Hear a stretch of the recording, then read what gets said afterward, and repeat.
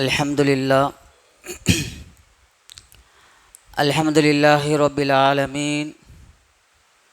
Nasta'inuhu wa nastaghfiruhu wa nu'minu bihi wa natawakkalu alayhi. Wa na'udhu billahi min shururi anfusina wa min sayyiati a'malina. Man yahdihillahu fala mudilla lahu wa man yudlilhu fala hadiya lahu. وأشهد أن لا إله إلا الله وحده لا شريك له وأشهد أن محمدا عبده ورسوله أما بعد فإن خير الحديث كتاب الله وخير الهدي هدي محمد النبي صلى الله عليه وسلم وشر الأمور محدثاتها وكل محدثة بدعة وكل بدعة ضلالة وكل ضلالة في النار.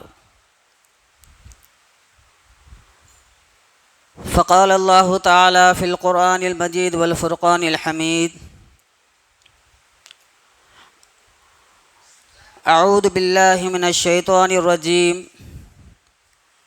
وهو الذي خلق من الماء بشرا فجعله نسبا وصهرا.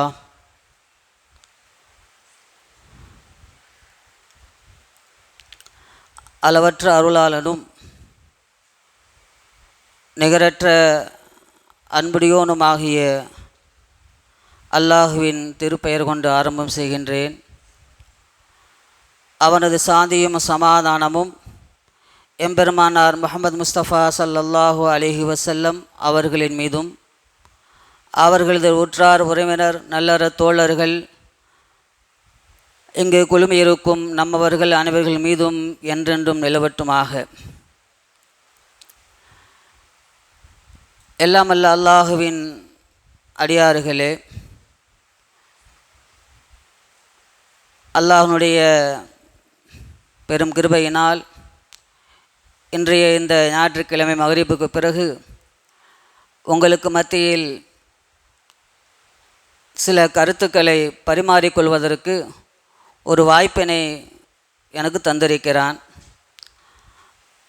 அல்ஹம்துலில்லாஹ்.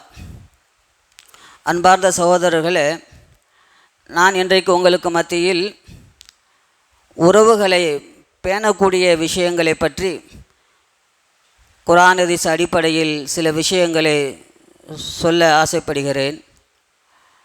அல்லாஹு சுப்ஹானஹு வ தஆலா இந்த உலகத்தில் மக்கள் படிப்பினை பெறுவதற்காக பல அத்தாட்சிகளை ஏற்படுத்தி தந்திருக்கிறான். வானம், பூமி, அதில் இருக்கக்கூடிய சூரியன், சந்திரன், இவைகளெல்லாம் இறைவன் ஒருவன் இருக்கிறான் என்பதே நமக்கு ஒரு அத்தாட்சியாக இருந்து கொண்டிருக்கிறது. அந்த அடிப்படையில் தான் அல்லாஹ் சுப்ஹானஹு வ தஆலா நான் ஓதி காண்பித்த இந்த வசனத்தில் சொல்கிறான்: வஹுவல்லதீ ஹலக மினல் மாயி பஷரா. அவன்தான் தண்ணீர் துளியிலிருந்து மனிதனை படைத்தான். ஃபஜஅலஹு நஸபன் வ சிஹ்ரா. பிறகு அவனை நசபாக, அதாவது பரம்பரைகளாகவும், சிஹ்ரா மனைவியின் உறவினர்கள், அவர்களுக்கு சிஹ்ரா என்று சொல்வார்கள், அந்த உறவுகளையும் அவன் ஏற்படுத்தினான். ஆக அல்லாஹு சுப்ஹானஹு வ தஆலா தனது திருமறையில் சொல்லுகிறான்: யா அய்யுஹன்னாஸு தக்கூ ரப்பக்குமுல்லதீ ஹலகக்கும் மின் நஃப்ஸின் வாஹிதா. உங்களை ஒரே ஆத்மாவிலிருந்து படைத்த அந்த இறைவனை அஞ்சிக் கொள்ளுங்கள். அவன்தான் அவரது ஜோடியை அவரிலிருந்து படைத்தான். பிறகு அவ்விருவரிலிருந்தும் நிறைய ஆண்களையும் பெண்களையும் பலுகச் செய்தான். வத்தகுல்லாஹ் அல்லதி தஸாஅலூன பிஹி வல் அர்ஹாம்.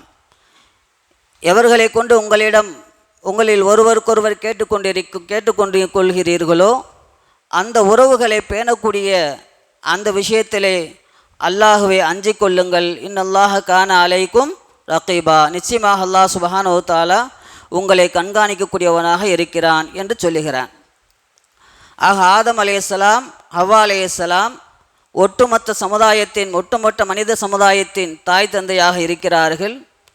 அவர்களிலிருந்து பல ஆண்களையும் பெண்களையும் பரவச் செய்து அந்த ஆண்களிலும் பெண்களிலும் இரண்டு விதமான உறவுகளை ஏற்படுத்துகிறான். ஒன்று பரம்பரையாக வரக்கூடிய உறவு, இன்னொன்று நிக்காவின் மூலமாக வரக்கூடிய உறவு. ஆக நான் இந்த இரண்டாவதாக ஓதி காண்பித்த அந்த வசனம் எல்லா நிக்கா ஹுத்பாக்களிலும் ஓதப்படும். யா அய்யுஹன்னாஸு தகு ரப்பக்கும் அல்லதீ ஹலகக்கும் மின் நஃப்ஸின் வாஹிதா வ ஹலக மின்ஹா ஸௌஜஹா வ பஸ்ஸ மின்ஹுமா ரிஜாலன் கஸீரன் வ நிஸா வத்தகுல்லாஹ அல்லதீ தஸாலூன பிஹி வல் அர்ஹாம். இந்த ஆயத்து எல்லா நிக்காவுடைய ஹுத்பாவிலும் ஓதப்படும். எதனால்? 2 பரம்பரைக்கு நடுவில் 3ஆவதாக ஒரு குடும்பம் என்ன செய்கிறது? இணைகிறது. அப்போது அந்த சொந்தங்களை குறித்தும் நாம் அஞ்சிக் கொள்ள வேண்டும். அதே போன்று இருக்கக்கூடிய அந்த சொந்தங்களையும் நல்ல முறையில் கவனித்து கொள்ள வேண்டும். இனி வரப்போகின்ற சொந்தங்களையும் கவனித்து கொள்ள வேண்டும், நல்ல முறையில் பேணி கொள்ள வேண்டும். இவர்களுடைய விஷயத்திலே எந்த ஒரு குறையும் வைத்துவிடக்கூடாது. இவர்களுக்கு மத்தியிலேயே ஒரு பிரிவினையோ அல்லது ஒரு எதிர்ப்பையோ குரோதத்தையோ ஏற்படுத்திவிடக்கூடாது. அனைவரையும் அரவணைத்து செல்ல வேண்டும் என்பதற்காக தான் அந்த நிக்கா ஹுதுபாவிலே அந்த ஆயத்துக்கள் ஓதப்படுகிறது. ஆக அல்லாஹு சுப்ஹானஹு வ தஆலா நமக்கு உறவுகளை பேணி நடக்கக்கூடிய விஷயத்தில் மிக எச்சரிக்கையாக சொல்லுகிறான். அனைவரும் சரியான முறையில் உறவுகளை பேணி நடக்க வேண்டும். இது கட்டாய கடமையாக இருக்கிறது. ஏன்னு சொன்னால் நம்ம பார்க்குறோம், ஆரம்ப காலத்தில் நபி ஸல்லல்லாஹு அலைஹி வஸல்லம் அவர்கள் மக்காவில் இருக்கும் பொழுது தௌஹீத் கொள்கையை மக்களுக்கு எடுத்து சொன்னாங்க. அப்படி அதுபோன்று சொல்லக்கூடிய சமயத்தில் இன்னும் சில விஷயங்களை சேர்த்து சொன்னாங்க.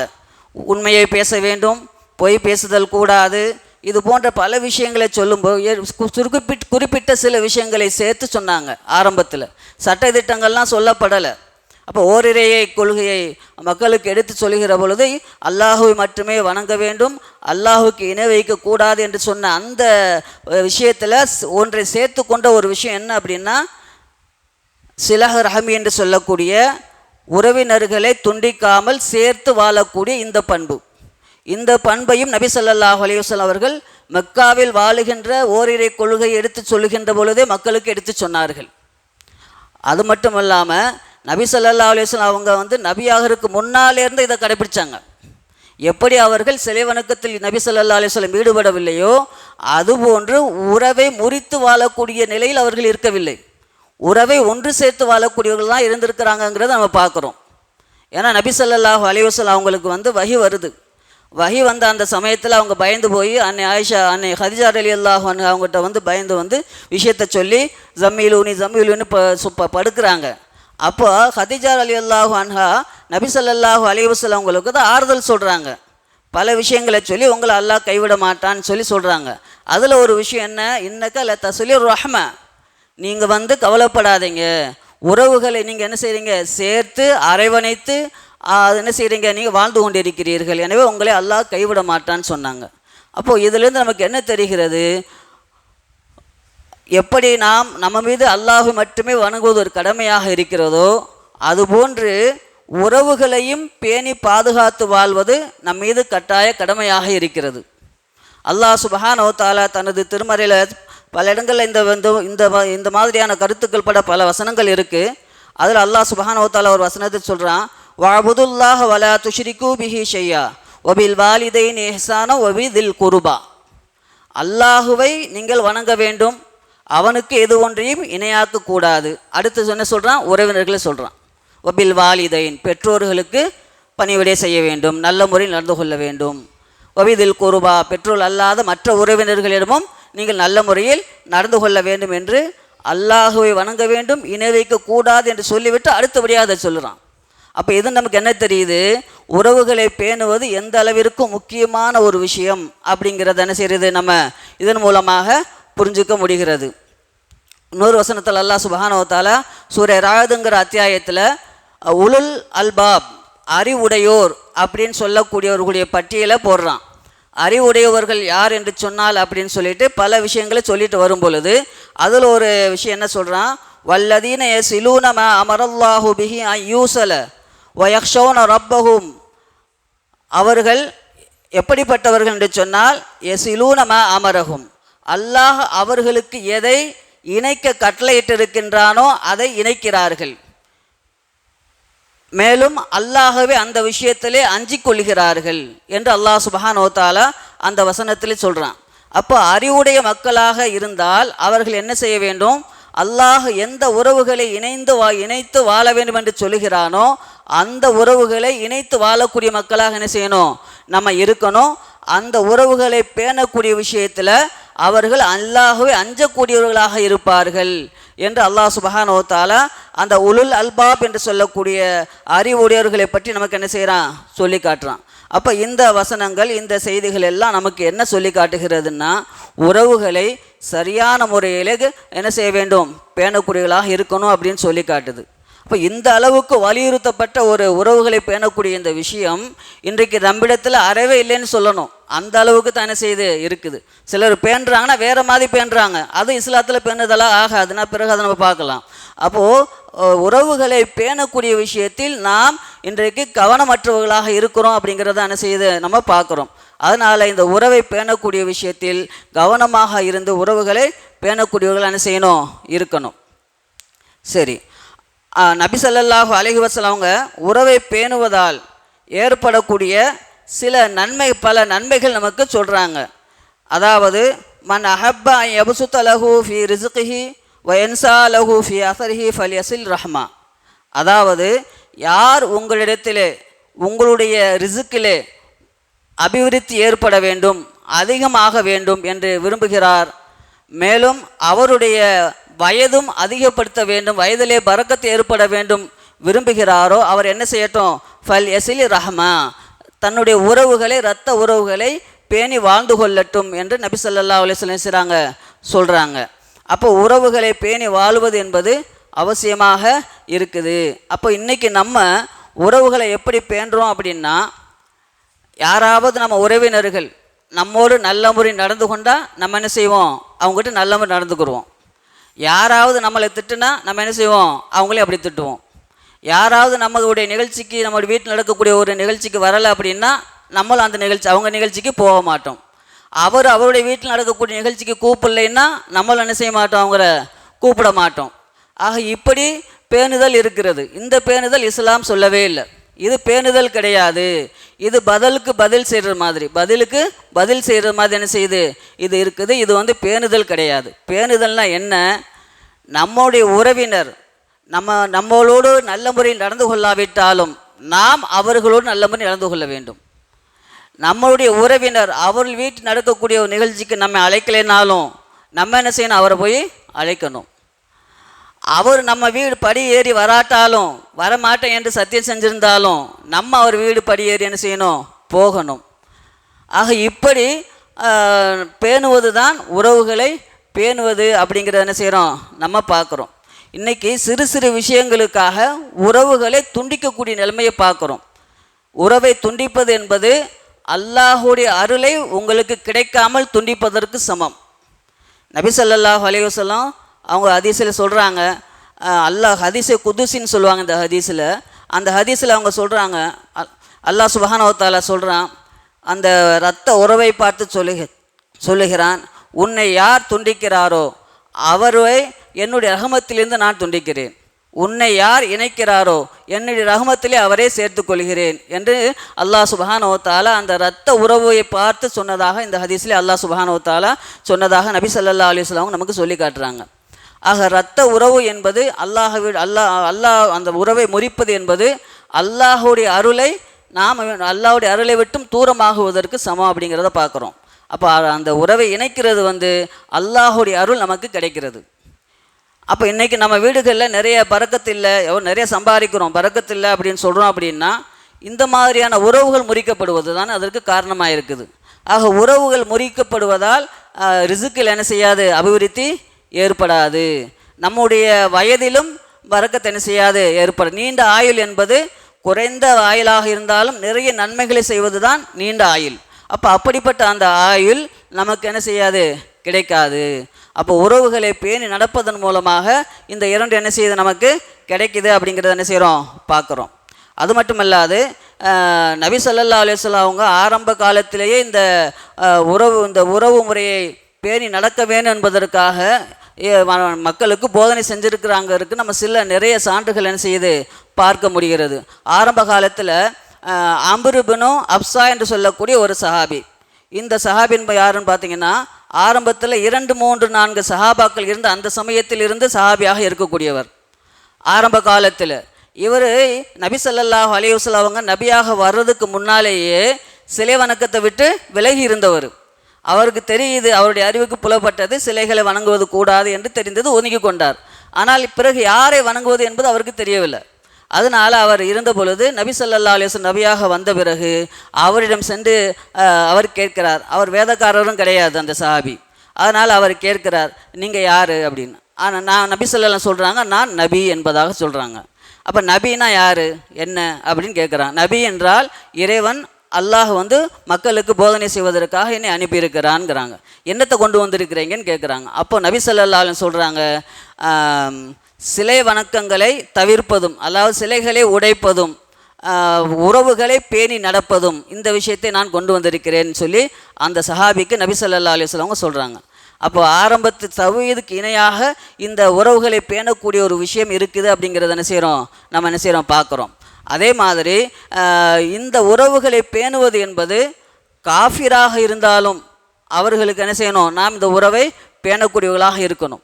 உறவினர்கள் காஃபிராக இருந்தாலும் இந்த உறவை என்ன செய்யணும், பேணக்கூடிய நிலையில் நம்ம என்ன செய்யணும் இருக்கணும். நபி ஸல்லல்லாஹு அலைஹி வஸல்லம் அவங்க நபி ஆறுக்கு முன்னாலேருந்து உறவை பேணுனாங்க. அதே சமயத்தில் நபியான பிறகும் கூட அந்த மக்களுக்கு ஃபஸ்ட்டு ஏகத்துவத்தை எடுத்து வைக்கிறப்போ இந்த உறவை பற்றியும் சொன்னாங்க.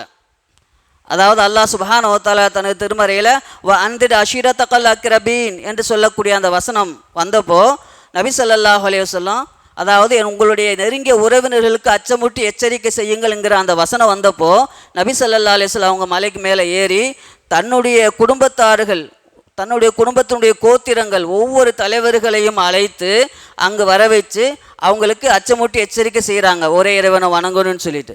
அப்போது ஒரே இறைவனை சிலை வணக்கத்தை விட்டு ஒரே இறைவனை வணங்கி நீங்கள் அல்லாஹுடைய வேதலிருந்து உங்களை நீங்கள் பாதுகாத்து கொள்ளுங்கள் அப்படிங்கிற அந்த போதனையை அவங்களுக்கு என்ன செய்கிறாங்க.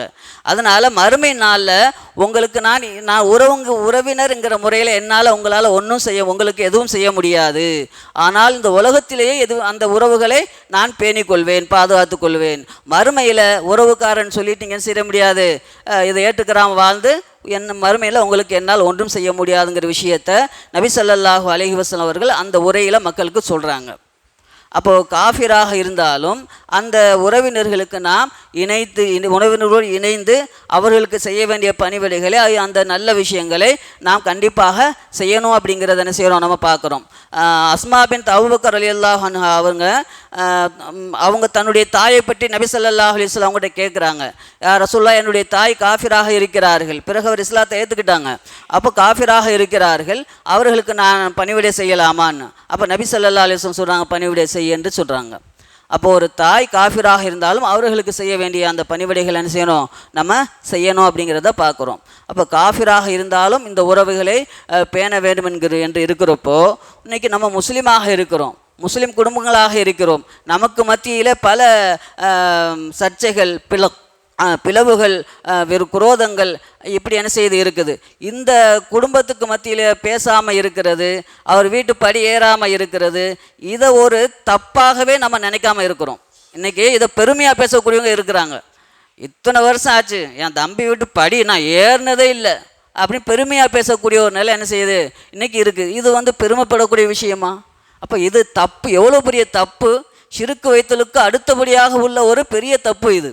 அப்போ அப்படிப்பட்ட ஒரு தப்பை இன்றைக்கி என்னுடைய பெருமையாக நான் பேசுகிறேன் அப்படின்னு சொன்னால் எந்த அளவுக்கு நாம் இந்த உறவுகளை பேணக்கூடியவங்களாக இருக்கிறோம் அப்படிங்கிறத என்ன செய்கிறோம் பார்க்குறோம். ஆக இந்த விஷயத்தில் வத்தகுல்லாஹ, அல்லாஹுவை அஞ்சு கொள்ளக்கூடியவர்களாக என்ன செய்யணும் நம்ம இருக்கணும். அல்லாஹ் நம்மை கண்காணிக்கக்கூடியவனாக என்ன இருக்கிறான். அதனால் இந்த உறவுகளை நம்ம என்ன செய்யணும், சரியான முறையில் பேணக்கூடியவங்களாக இருக்கணும். அடுத்து அதே ஒரு இரத்த உறவுகளை போன்று இருக்கக்கூடியது தான் இந்த மனைவியின் மூலமாக வரக்கூடிய உறவு. தன்னுடைய பரம்பரை உறவுகளையே நம்ம என்ன செய்ய கிடையாது, சரியான முறையில் கவனிக்கிறது இல்லை. அதில் இன்றைக்கி மனைவியுடைய இரத்த உறவுகள்னு சொன்னாலே நம்ம அதை ஒரு பொருட்டாக எடுத்துக்க கிடையாது. நிறைய ஆண்கள் அதை பொருட்டாக எடுத்துக்க கிடையாது. இன்னும் இதற்கு மாற்றமாக சிந்திக்கிறாங்க. நான் மாப்பிள்ளை அந்த குடும்பத்துக்கு, என்னை தான் அவங்க கவனிக்கணும், நான் தப்பு செஞ்சாலும் அவங்க அனுசரித்து போகணும் அப்படிங்கிற ஒரு நிலைமை தான் இன்றைக்கி இருக்கே தவிர, மனைவியினுடைய அந்த இரத்த சொந்தங்களையும் பேணி நடக்க வேண்டும் அப்படிங்கிறது அவங்களுக்கு என்ன செய்யலை, தெரியலை. நபி ஸல்லல்லாஹு அலைஹி வஸல்லம் அவருங்க தன்னுடைய மனைவிமார்களுடைய குடும்பத்தினர்களை பேணி நடக்கக்கூடிய விஷயத்தில் கண்ணும் கருத்துமாக இருந்திருக்கிறாங்க, ரொம்ப கவனமாக இருந்திருக்கிறாங்க, பேணி நடக்கக்கூடியவர்களாக இருந்திருக்கிறாங்க. ஒரு போர் நடந்தது, கஸ்வே முஸ்தலிக் என்று சொல்லக்கூடிய, பனு முஸ்தலிக் என்று சொல்லக்கூடிய ஒரு கோத்திரத்தோடு போர் நடக்குது.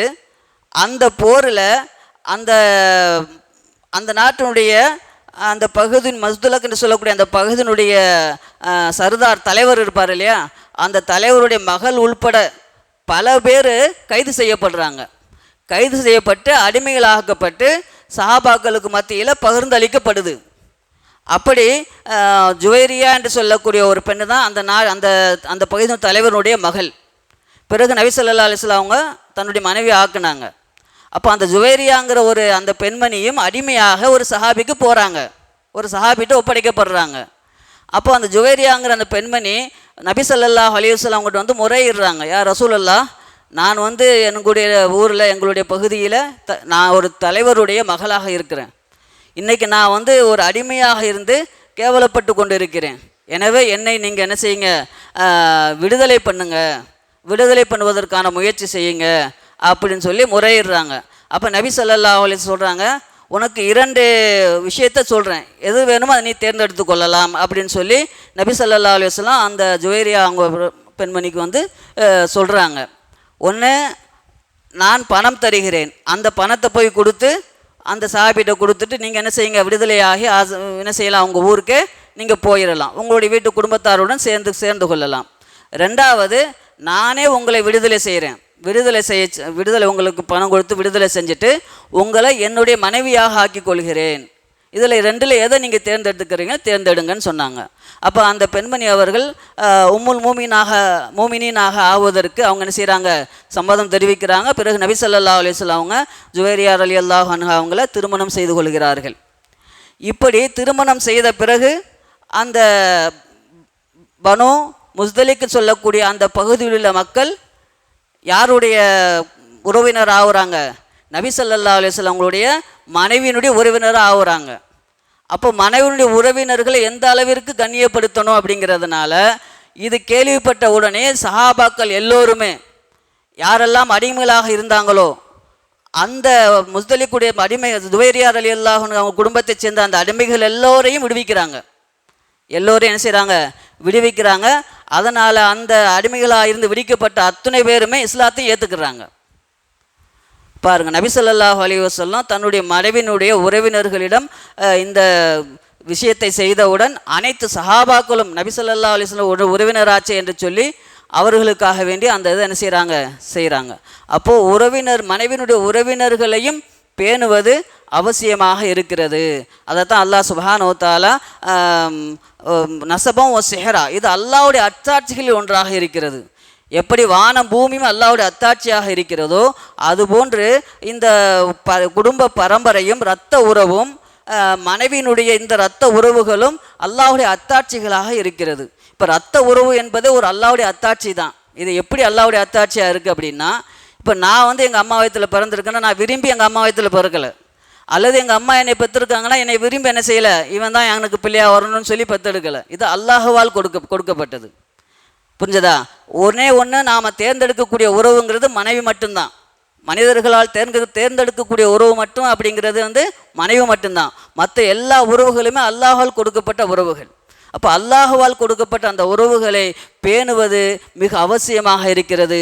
அந்த உறவுகள் அல்லாஹ்வின் அத்தாட்சிகளில் ஒன்றாக என்ன செய்து இருக்குது. அதனால் இதை சரியான முறையில் என்ன செய்யணும், நம்ம பேணக்கூடியவர்களாக இருக்கணும். அப்போ உறவுகளை பேணுவதற்காக சில விஷயங்களை இஸ்லாம் நமக்கு சொல்லி காட்டுகிறது. எப்படி உறவுகளை தக்க வைத்து கொள்வது, உறவுகளை எப்படி பேணுவது அப்படின்னா அல்லாஹ் சுப்ஹானஹு நபி இஸ்லாம் நமக்கு சில வழிமுறைகள் என்ன செய்யுது, நமக்கு சொல்லி காட்டுது.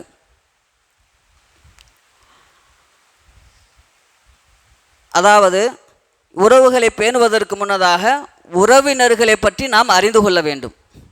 இப்போ உறவுக்காரங்க யாருன்னே தெரியும். இன்றைக்கி எல்லாம் நிலைமை எப்படின்னா, அப்பா அம்மா பிள்ளைங்க அவ்வளோதான் தெரியும். சிலருக்கு நானா நானி பேர் கூட தெரியாது, தாதா தாதி பேர் கூட தெரியாது இருக்க பிள்ளைங்களுக்கு.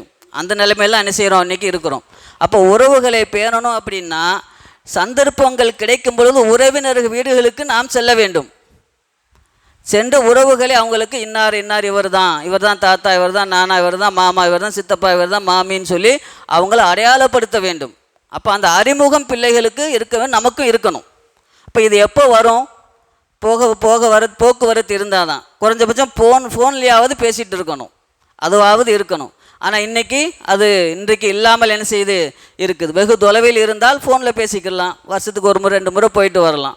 அருகில் இருந்தால் அடிக்கடி போகக்கூடியவங்களை என்ன செய்யணும், இருக்கணும். ஆக முதலில் உறவினர்களை என்ன செய்யணும், நம்ம அறியக்கூடியவர்களாக இருக்கணும். நபி ஸல்லல்லாஹு அலைஹி வஸல்லம் அவங்க சொல்கிறாங்க, தஅல்லிமு மின் அன்சாபிக்கும் மா யஸிலூன பிஹி அர்ஹாமக்கும் ஃபஇன்ன சிலஹுர் ரஹீம் முஹப்பத்துன் ஃபில்லாஹில். அதாவது நீங்கள் உறவுகளை பேணுவதற்காக, அந்த உறவு முறைகளை இணைந்து வாழ்வதற்காக அவைகளை நீங்கள் என்ன செய்யுங்க, அறிந்து கொள்ளுங்கள். அப்படி அறிந்து கொண்டு அவர்களோடு இணைந்து இணக்கமாக வாழ்வீர்கள் என்று சொன்னால் அந்த குடும்பத்தில் என்ன இருக்கும், முஹப்பத் இருக்கும், அன்பு இருக்கும். அது அல்லாது செல்வங்களில் பரக்கத்து இருக்கும், அவருடைய வயதிலும் நீண்ட ஆயுள் கிடைக்கும் என்பதாக நபி ஸல்லல்லாஹு அலைஹி வஸல்லம் நினைச்சிட்டாங்க, நமக்கு சொல்கிறாங்க. அப்போது ஆரம்பத்தில் முதல் விஷயமாக நாம் உறவுகளை அறிந்து இருக்க வேண்டும். நபி ஸல்லல்லாஹு அலைஹி வஸல்லம் பார்த்தீங்கன்னா சஹாபாக்களுக்கு ஒரு விஷயத்தை சொன்னாங்க, எனக்கு பிறகு மிஸ்ரு தேசத்தை நீங்கள் என்ன செய்வீங்க, கைப்பற்றுவீர்கள். அப்படி கைப்பற்றும் பொழுது அந்த மக்களோடு கனிவாக நடந்து கொள்ளுங்கள், இணக்கமாக நடந்து கொள்ளுங்கள், அன்பாக நடந்து கொள்ளுங்கள்ங்கிற ஒரு உபதேசத்தை செய்கிறாங்க. ஏன் மிஸ்ரு தேசத்துக்கு அந்த உபதேசம் செஞ்சாங்க அப்படின்னா, அந்த மிஸ்ரு நபி ஸல்லல்லாஹு அலைஹி வஸல்லம் அவங்களுடைய உறவோடு சேர்ந்த ஒரு பகுதி. அது இப்ராஹிம் அலைஹிஸ்ஸலாம் அவங்களுடைய காலத்தில் அந்த தொடர்பு இருந்தது. மிஸ்ரு நாட்டு மன்னன் இப்ராஹிம் அலைஹிஸ்ஸலாமும் சாரா அலைஹிஸ்ஸலாமும் போனப்போ சாரா அலைஹிஸ்ஸலாம்கிட்ட தவறாக நடக்க முயற்சி பண்ணான். அப்போ அங்கே இப்ராஹிம் அலைஹிஸ்ஸலாம் ஒரு விஷயத்தை கடைபிடித்து அது அங்கே அவனுடைய சூழ்ச்சியிலும் தப்பிக்கிறாங்க. பிறகு அந்த நாட்டு அரசன் இப்ராஹிம் அலைஹிஸ்ஸலாமுக்கு ஹாஜிராங்கிற ஒரு பெண்மணியை அன்பளிப்பாக கொடுக்குறாங்க. அவங்களுக்கு பிறந்தவர் தான் இஸ்மாயில் அலைஹிஸ்ஸலாம். அந்த வழியில் வந்தவர் தான் முஹம்மது ஸல்லல்லாஹு அலைஹி வஸல்லம். அப்போ அந்த உறவு அங்கே இருக்கிறது என்பதை எவ்வளவு காலம், கிட்டத்தட்ட 60 பரம்பரைக்கு மேலே உள்ள காலம். அப்போ அதை நினைவுபடுத்தி தான் நபி ஸல்லல்லாஹு அலைஹி வஸல்லம் அவங்க என்ன செய்கிறாங்க, மிஸ்ரு தேசத்தை எனக்கு பிறகு நீங்கள் கைப்பற்றுவீர்கள், அப்படி கைப்பற்றினால் அங்கே உள்ள மக்களிடம் நல்ல முறையில் நடந்து கொள்ளுங்கன்னு சொன்னாங்க. அப்போ உறவுகளை பேணக்கூடிய விஷயம்னா 2-3 பரம்பரை கிடையாது, கிட்டத்தட்ட 60 பரம்பரைக்கு மேலே. இப்போ இந்த அளவுக்கு அவங்க என்ன செய்கிறாங்க, உறவுகளை பேணக்கூடிய விஷயத்தில் கவனமாக என்ன செஞ்சுருக்கிறாங்க, இருந்திருக்கிறாங்க. அதனால் நாம் உறவுகளை அதிகமாக பேணக்கூடியவர்களாக இருக்கணும். உறவு முறைகளை முதலில் நாம் அறிந்திருக்க வேண்டும். ஏன்னா உறவுகளை பேணாட்டா நம்முடைய எந்த ஒரு வணக்க வழிபாடும் ஏற்றுக்கொள்ளப்படாதுங்க. நம்முடைய வணக்க வழிபாடுகள், தொழுகை, நோன்பு, ஜக்காத், என்ன ஒரு வணக்கம் செஞ்சாலும் இவைகள் அல்லாஹ்விடம் ஏற்றுக்கொள்ளப்படணும் அப்படின்னா உறவுகளை பேணக்கூடியவர்களாக இருக்கணும். ஏன் நம்ம கேட்கக்கூடிய துவாக்கள் கூட ஏற்றுக்கொள்ளப்படாமல் ஆவதற்கு காரணம் உறவுகளை பேணாதது தான். அப்போ உறவுகளை பேணினால்தான் நாம் செய்யக்கூடிய ஒவ்வொரு அமல்களும் என்ன செய்யப்படும், அல்லாஹ்விடத்தில் அங்கீகரிக்கப்படும். நபி ஸல்லல்லாஹு அலைஹி வஸல்லம் சொன்னாங்க, இன்ன அமாலு பனி ஆதம தோரது அலா குல்லி ஹம்சின் லைலத்துல் ஜுமா. ஒவ்வொரு ஆதமுடைய மகனுடைய அமல்கள் வியாழக்கிழமை, அதாவது ஜும்மாவுடைய இரவு, வியாழக்கிழமை பகல் ஜும்மாவுடைய இரவு. ஆக இந்த இரவு அன்று ஒவ்வொரு பனி ஆதமுடைய பிள்ளைகளுடைய ஆமால்கள் அல்லாஹ்விடத்தில் என்ன செய்யுது, ஒப்படைக்கப்படுகிறது. அப்படி ஒப்படைக்கப்படுகிறப்போ ஃபலா துக்குபலு அமலு, அதாவது அந்த உறவுகளை துண்டிக்கக்கூடியவனுடைய அந்த அமல்கள் அல்லாஹ்விடத்தில் ஏற்றுக்கொள்ளப்படுவதில்லைன்னு நபி ஸல்லல்லாஹு அலைஹி வஸல்லம் சொல்கிறாங்க. அப்போ ஒவ்வொரு வாரமும் நாம் செய்யக்கூடிய அமல்கள் அல்லாஹ்விடத்தில் என்ன செய்து ஒப்படைக்கப்படுது. யாருடைய அமல்கள் அல்லாஹ் ஏற்றுக்கிறான், யார் உறவுக்காரர்களோடு இணைந்து வாழ்கிறாங்களோ அவங்களுடைய அமல்களை ஏற்றுக்கிறான். யார் துண்டித்து வாழ்கிறார்களோ அவர்களுடைய அமல்கள் என்ன செய்கிறது கிடையாது, அல்லாஹ் ஏற்றுக்கொள்வது கிடையாது. அப்படிங்கிறத நம்ம இந்த ஹதீஸின் மூலமாக பார்க்குறோம். நபி ஸல்லல்லாஹு அலைஹி வஸல்லம் இன்னொரு ஹதீஸை சொன்னாங்க, லா யதுகுலுல் ஜன்னத காத்தியூன், உறவுகளை துண்டித்து வாழக்கூடியவன் சொர்க்கத்தில் புகமாட்டான் என்பதாக நபி ஸல்லல்லாஹு அலைஹி வஸல்லம் அவங்க சொல்கிறாங்க. அதனால் உறவுகளை பேணி நடக்கணும். அப்படி பேணி நடப்பதற்காக முதலிலே உறவினர்களை பற்றி நாம் அறிந்திருக்க வேண்டும்.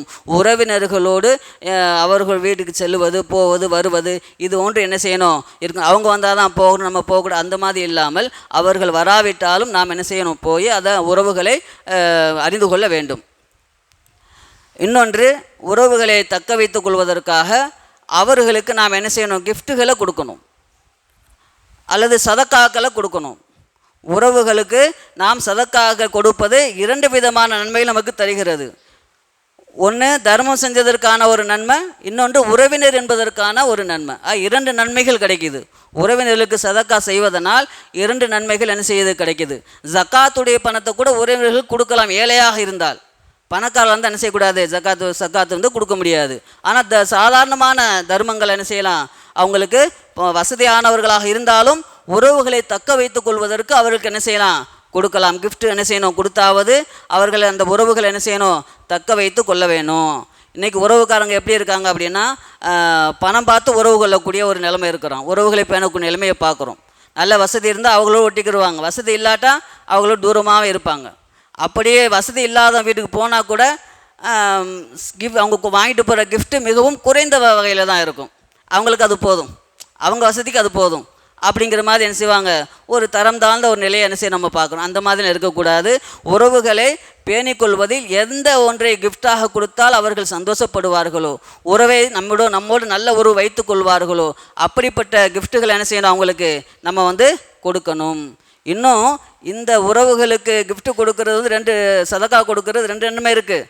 இதுலேயும் சிறந்தது என்ன அப்படின்னா, அந்த உறவுக்காரங்களுக்கு நம்மளை யாருக்கு பிடிக்காதோ அவங்களுக்கு தர்மம் செய்வதுதான் அஃசல் சதக்கான்னு நாங்கள் நபி ஸல்லல்லாஹு அலைஹி வஸல்லம்.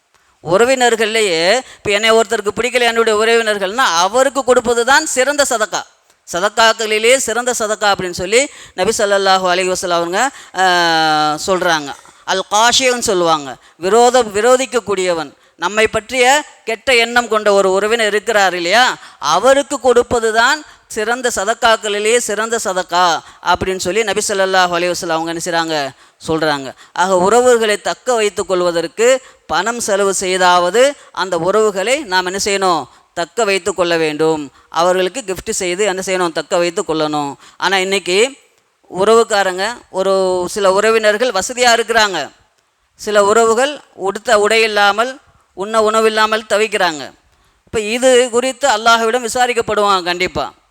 அப்போது அந்த உறவுகளை என்ன செய்யணும், நம்ம கண்டிப்பாக பேணணும். அல்லாஹ் நமக்கு செல்வம் கொடுத்துருக்குறான்னா அந்த செல்வம் முழுக்க நமக்கு சொந்தம் கிடையாதுங்க. அல்லாஹ் நமக்கு ஒரு செல்வம் கொடுத்துருக்குறான்னா அந்த செல்வத்தில் பலருக்கும் உரிமை உண்டு.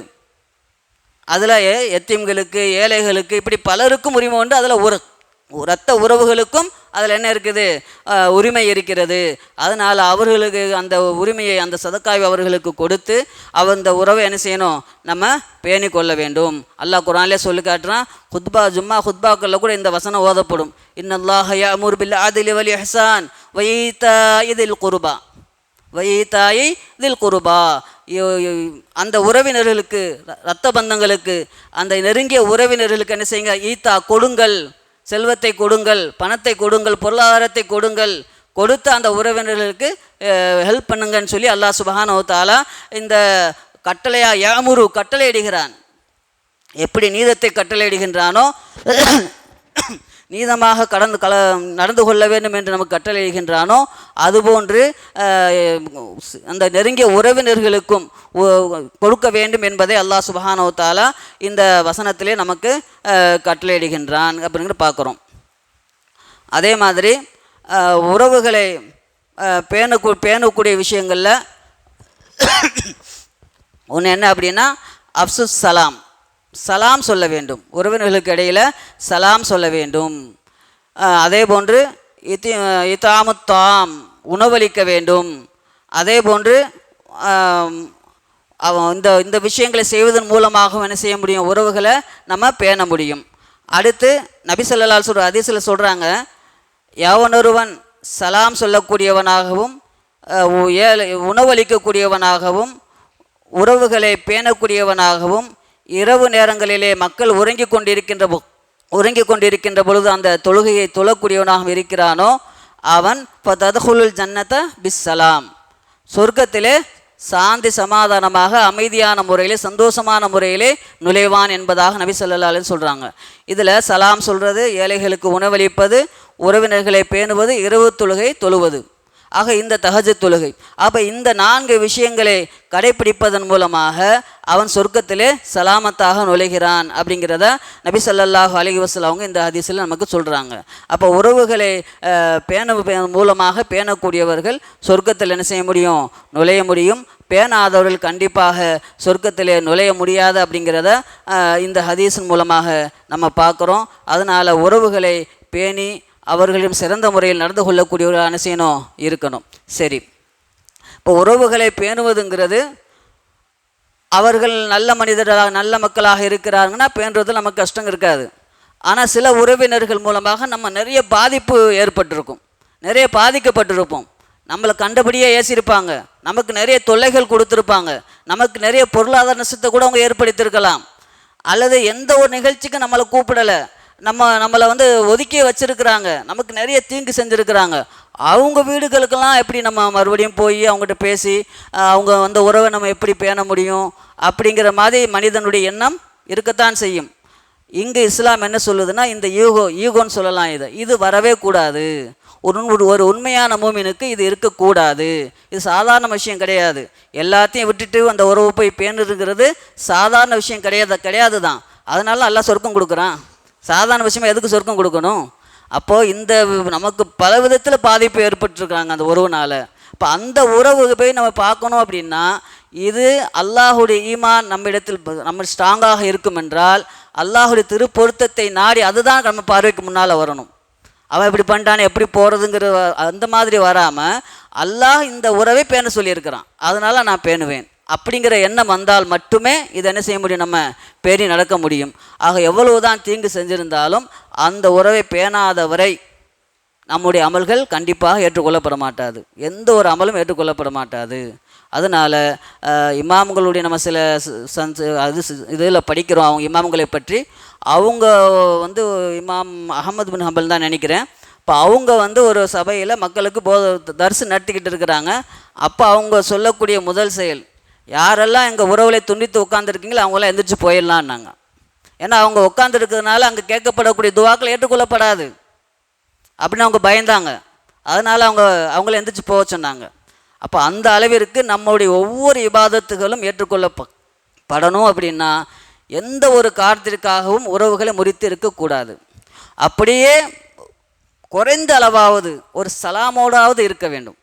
குறைந்த அளவு ஒரு ஃபோனில் ஒரு சலாமாவது பண்ணிக்கிறணும். நமக்கு எவ்வளோ தீங்கு செஞ்சுருக்கட்டும், ஒரு சலாமோடு என்ன செஞ்சுக்கணும் வச்சுக்கிறது. அதுவாவது ஒரு உறவை என்ன செய்யணும், நம்ம இணைக்கணும் அப்படிங்கிறத நம்ம பார்க்குறோம். அதனால் உறவினர்களோடு இணைந்து வாழக்கூடிய என்ன செய்யணும், நம்ம இருக்கணும். இன்றைக்கி சில குடும்பங்கள் உறவினர்கள் பிதத்துவாதிகளாக இருக்கிறாங்க, ஷிர்க்கு செய்யக்கூடியவர்களாக இருக்கிறாங்க. இப்போ அவர்கள்கிட்ட கூட என்ன செய்யணும், நம்ம உறவுகளை பேணணும். அவங்க பிதத்து செய்கிறாங்க, அவங்கள்ட்ட எப்படி நம்ம இணைஞ்சு வாழ்கிறது, அவங்க ஷிர்க்கு செய்கிறாங்க எப்படி அவங்க இணைஞ்சு வாழ்கிறது அப்படின்னு உறவை என்ன செய்யக்கூடாது, துண்டிக்கக்கூடாது. அப்படி நம்ம துண்டிச்சிட்டோம்னா அவங்களுக்கு இஸ்லாத்தை பற்றி யார் சொல்கிறது, உண்மையான மார்க்க விஷயங்களை யார் சொல்லுவா? அதனால் அவர்களோடு இணைந்து ஒரு பேணி இணக்கமாக இருந்து அவர்களும் இருக்கக்கூடிய அந்த பிதத்துகளை அந்த சிறுக்கான விஷயங்களை தூரமாக்குவதற்கு என்ன செய்யணும், நம்ம முயற்சி பண்ணணும். ஆக இந்த அடிப்படையில் நாம் உறவுகளை பேணக்கூடியவர்களாக என்ன செய்யணும், இருக்கணும். நபி ஸல்லல்லாஹு அலைஹி வஸல்லம் காலத்தில் ஒரு நிகழ்ச்சி ஒன்று நடக்குது. அதாவது ஆயிஷா ரலியல்லாஹு அன்ஹா அவங்க விஷயத்தை குறித்து ஒரு சம்பவம் நடக்குது. முனாஃபிக்குகள் ஆயிஷா ரலியல்லாஹு ஒரு போருக்கு போயிட்டு வரும் பொழுது ஒரு சஹாபி அவங்களுடைய ஒட்டகத்தை பிடிச்சிட்டு வர்றாங்க. உள்ள மேலே ஆயிஷா ரலியல்லாஹு இருக்கிறாங்க. இப்போ 2 பேர் இணைச்சு தவறாக பேசி ஒரு புரளியை என்ன செய்கிறாங்க, ஏற்படுத்திடுறாங்க. அப்படி இப்போ ஏற்படுத்தின விஷயங்களில் அபூபக்கர் ரலியல்லாஹு அன்ஹா அபூபக்கர் ரலியல்லாஹு அன்ஹு அவர்களுடைய உறவினர் மிஸ்தா என்று சொல்லக்கூடிய ஒரு சஹாபி, இவரும் உண்மையான நல்ல ஒரு சஹாபி தான், பதுரு போர்க்களத்தில் கலந்து கொண்ட ஒரு சஹாபி தான். இவரும் மனிதர்கின்ற முறையில் என்ன செய்கிறாங்க, அந்த முனாஃபிகள் செஞ்ச அந்த புரோபகண்டாவில் இவங்களும் ஒரு ஆளாக என்ன செஞ்சிடறாங்க, ஆயிடுறாங்க அந்த செய்தியை பரப்புறதில்ல. அப்போ இந்த விஷயம் அபூபக்கர் ரலியல்லாஹு அன்ஹு அவங்களுக்கு தெரிய அதை கடுமையான கோபம் கொள்கிறாங்க. இன்னும் சொல்லப்போனால் அந்த மிஸ்தா ரலியல்லாஹு அன்ஹு அவங்களுக்கு இவர் தான் செலவு கொடுக்குறார், செலவுக்கு பணம் கொடுக்குறாரு. சாப்பாடுக்கு அவர் தான் கொடுக்குறாரு. அப்போ நாம் தயாங்கிட்ட உதவி பெற்றுக்கிட்டு என்னுடைய உறவினராக இருந்துக்கிட்டு என்னுடைய மகள் மேலேயே இந்த மாதிரியான குற்றச்சாட்டுக்கு இவர் இந்த செய்தியை பரப்புறதுக்கு ஆளாயிட்டாரேன்னு சொல்லி அவங்க கோவப்பட்டு அல்லாஹ் மீது சத்தியம் செய்து இனிமேல் அவருக்கு எந்த ஒரு உதவியும் செய்ய மாட்டேன் அப்படிங்கிற சத்தியம் செய்கிறாங்க. அப்போ அல்லாஹ் சுப்ஹானஹு வ தஆலா ஆயிஷா ரலியல்லாஹு அன்ஹா அவங்க குற்றமற்றவர்கள்னு சொல்லி ஒரு வசனத்தை இறக்கிறான். பிறகு அதே வசனத்தில் அல்லாஹ் சுப்ஹானஹு வ தஆலா என்ன செய்கிறான், இது மாதிரி ஒரு மூமின்களுக்கு இது அழகு கிடையாது. ஏற்கனவே செய்து கொண்டிருந்த அந்த உறவினர்களுக்கு செய்து கொண்டிருந்த அந்த உதவிகளை தடுப்பது நிறுத்துவது என்பது அழகல்ல. அல்லாஹ் இதை நீங்கள் கண்டினியூ செஞ்சால் இது மன்னிக்கக்கூடியவனாக இருக்கிறான், உறவுகளை பேணுவதால் மன்னிக்கிறாங்கிற அந்த வசனங்கள் இறக்கப்படுது. பிறகு அபூபக்கர் ரலியல்லாஹு அவங்க என்ன செய்கிறாங்க, எனக்கு அல்லாஹுடைய மன்னிப்பு தான் தேவை, அல்லாஹுடைய அருள் தான் எனக்கு தேவைன்னு சொல்லி என்ன செய்கிறாங்க, அந்த மிஸ்தாங்கிற சஹாபிக்கு அந்த ஏற்கனவே செய்து கொண்டிருந்த அந்த உதவிகள் என்ன செய்கிறாங்க, திரும்ப செய்ய ஆரம்பிக்கிறாங்க அப்படிங்கிற பார்க்குறோம்.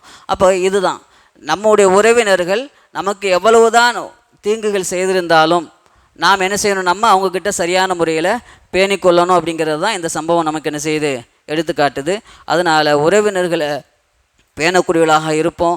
குறைஞ்சபட்சம் சலாம் சொல்லக்கூடிய வகையிலாவது அந்த உறவினர்களோடு பேணி நாம் நமது அமல்கள் அல்லாஹும் ஏற்றுக்கொள்ளப்பட வேண்டும்.